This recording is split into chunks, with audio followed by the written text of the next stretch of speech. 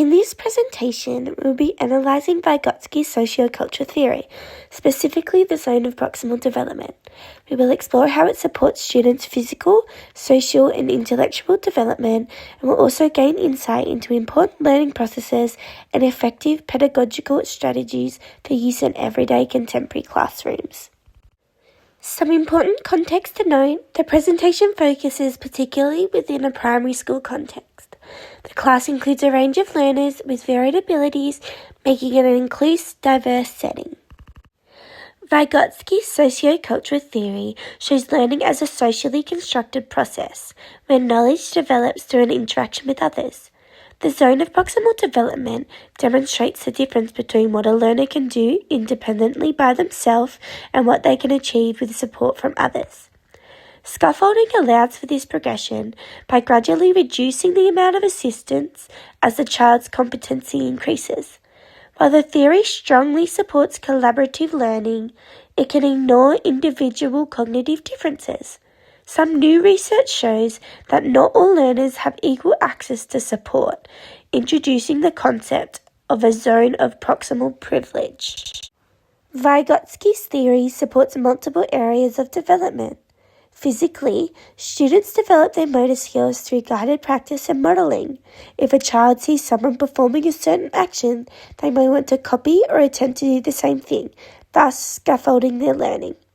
Socially, learning occurs through collaboration.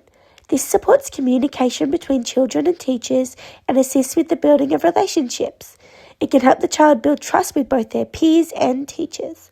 From an intellectual perspective, critical thinking develops through guided interaction, with language playing a key role in shaping reasoning and developing deeper understanding of things.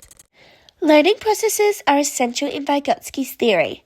Novice learners require explicit support. They are at the beginning of their learning process, while expert learners can apply knowledge independently. In the classroom, you can use expert learners to assist the novice learners.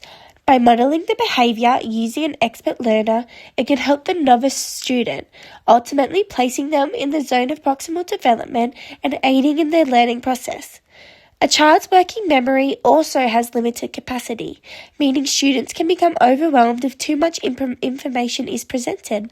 Scaffolding helps reduce that cognitive load by breaking tasks into manageable, easier steps, supporting the transfer of knowledge into long-term memory, as well as reducing the stress and anxiety that comes with a feeling of overwhelm, ultimately promoting their emotional well-being. Vygotsky's theory of the zone of proximal development can assist teaching strategies to support learning and cognitive development. One important strategy is scaffolding, where teachers provide support that is tailored to the learner's abilities. As students develop greater competence, the teacher's support is gradually removed, promoting independence and an individual understanding of their own skills and knowledge. Peer collaboration is another effective method. This allows students to learn from each other by discussing, explaining, and sharing information and learning, as mentioned before with the novice and expert learners. Vygotsky emphasized that social interaction is crucial for cognitive development. To finish off, Vygotsky's sociocultural theory and the zone of proximal development provide a significantly important understanding of how children learn within social contexts. Applying this theory allows teachers to scaffold learning effectively, support novice learners, manage their cognitive load, and ultimately promote the child's intellectual, social, and physical development in contemporary, everyday classrooms.